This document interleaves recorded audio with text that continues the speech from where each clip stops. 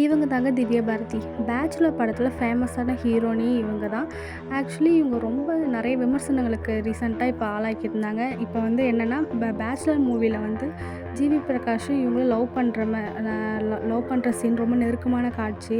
ஒருவேளை இவங்க லிவிங்கில் இருக்காங்களோ அப்படின்னு சொல்லிட்டு நிறைய பேர் விமர்சனங்கள் நிறைய பேர் எழுப்பியிருந்தாங்க. அதுக்கு வந்து நேத்து ஒரு ஸ்டோரி போட்டிருந்தாங்க. இந்த மாதிரி எனக்கும் அவங்களுக்கு எந்த ஒரு சம்மந்தமும் இல்லை. நாங்கள் வந்து ஃப்ரெண்ட்லியாக தான் பேசுவோம். அதுவும் ஷூட்டிங் ஸ்பாட்டில் மட்டும்தான் நாங்கள் பார்ப்போம், மீட் பண்ணுவோம். மற்றபடி எங்களுக்குள்ள எதுவுமே இல்லை.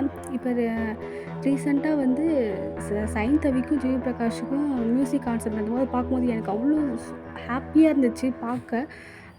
அவங்களோட டிவோர்ஸ்க்கு நான் காரணமே இல்லைங்க, நீங்கள் அந்த மாதிரிலாம் பண்ணாதீங்கன்னு சொல்லிட்டு ஓப்பனாக வந்து ஸ்டோரி வச்சுருப்பாங்க. ஏன்னா அந்தளவுக்கு அவங்களுக்கு வந்து கமெண்ட்ஸ் வரதுனால தானே ஸ்டோரி வைக்கிறாங்க. எனக்கு வர கமெண்ட்ஸ்லாம் ஜிவி சாருக்கு நான் சென்ட் பண்ணேன். அவங்க அதுக்கு சொன்னார், விடுங்க இவங்க இப்படி தான் பார்த்துக்கலாம், நீங்கள் எதுக்கும் ஃபீல் பண்ணாதீங்கன்னு சொல்லிட்டு சொன்னாங்க.